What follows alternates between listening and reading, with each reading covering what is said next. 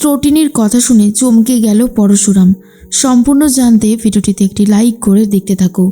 গল্পের শুরুতেই দেখা যায় দীপালি কথা বলতে থাকে সত্যজিতের সাথে, আর ত্রটিনির সাথেই কথা বলতে থাকে ত্রটিনিকে নিয়ে। তখনই সত্যজিৎ বাবু বলে, তোমার মেয়ে এখন আর নর্মাল মেয়ে নয়, ও অন্য রকমের কিছু একটা টার্গেট করেছে, আর সেটা আমি খুব ভালো মতন বুঝতে পারছি, বুঝেছো? দীপালি তখন বলে, তুমি এখন আমার মেয়ের চরিত্রের সার্টিফিকেট দিতে এসেছো? তুমি এমন বাবা হলে কি করে? সত্যজিৎ বলে, আমি ওকে খুব ভালোভাবে চিনি। ঘটনাটা আর কোনো সিম্পল ঘটনার মধ্যে নেই। ও এমন কিছু একটা জানতে চায়, সেই জন্য এই বাড়িতে এতগুলো দিনও কাটিয়েছে। কিন্তু এর পিছনে নিশ্চয়ই কোনো একটা উদ্দেশ্য আছে। উদ্দেশ্য ছাড়া ও কোনোভাবেই এতগুলো দিন এখানে কাটাতে পারে না, কারণ আমি ওকে খুব ভালোভাবে চিনি। ও ওর হাজবেন্ডকে ছেড়ে এই বড় বাড়িতে থাকতে পারেনি একদিনও, সেখানে ও এতগুলো দিন কাটিয়ে দিল। কিন্তু ও কার ওপর নজর রাখতে এসেছিল, সেটাই তো আমার এখন সন্দেহ হচ্ছে। তখনই চলে এসেছে ত্রটিনির কাকা আর বলে, বিজিতের ওপরেই নজর রাখতে ও এই বাড়িতে এতগুলো দিন কাটিয়েছে। দীপালি তখন বলে, ঠাকুরপো তুমি এখন এই সমস্ত কথা বলছো? তখনই ত্রটিনির কাকা বলে, বিশ্বাস করো বৌদি, যা জানি যেটা সত্যি সেটাই বলেছি। ত্রটিনি নর্মাল কোনো হাউসওয়াইফ নয়। শাখা সিঁদুর পরে, শাড়ি পরে বাচ্চাদেরকে সামলায়। ওর মধ্যে আরও একটা সত্তা আছে। সেটা কি, সেটাই আমাদেরকে জানতে হবে। ত্রটিনির বাবা বলে, একদম ঠিক কথা। ওর যা আত্মসম্মান, ওর যা জেদ, সেসব নিয়ে এই বাড়িতে এতগুলো দিন থাকা ব্যাপারটা মোটেও মুখের কথা নয়। কিন্তু ও যেটা করতে চলেছে আমি সেটাই বুঝতে পারছি না। এর মধ্যেই সত্যজিতের স্ত্রী দীপালি বলে, তোমরা থাকো এই বাড়িতে, এই বিয়েতে আমি থাকবো না। এই বিয়েতে আমার আর কোনো রকমের কোনো কিছু চাই না। তখনই চলে এসেছে আয়ুষী আর বলে, তুমি এরকম করো না জেম্মা।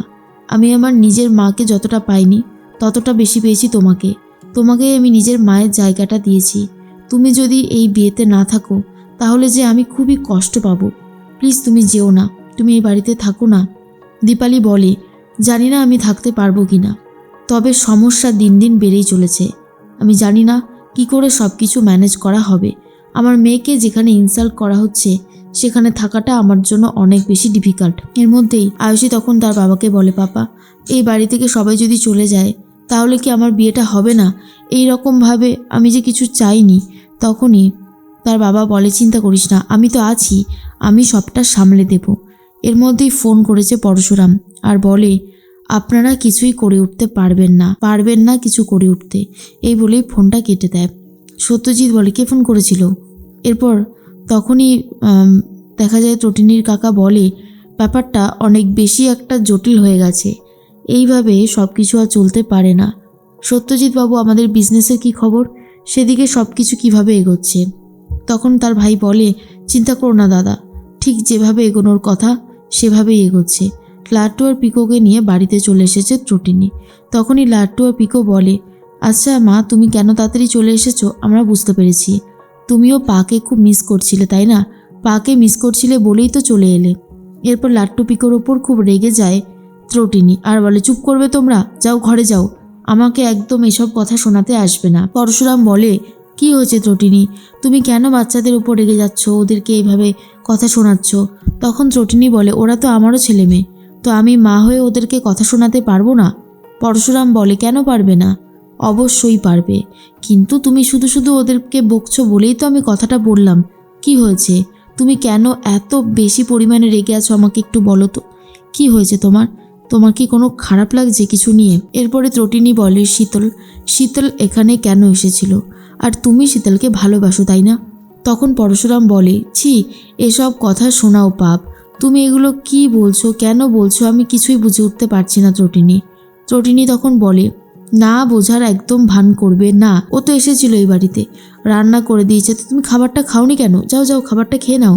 এরপর পরশুরাম বলে, খাবারটা খাওয়ার হলে অনেক আগেই খেয়ে নিতাম, কিন্তু আমি খাবারটা খাবো না।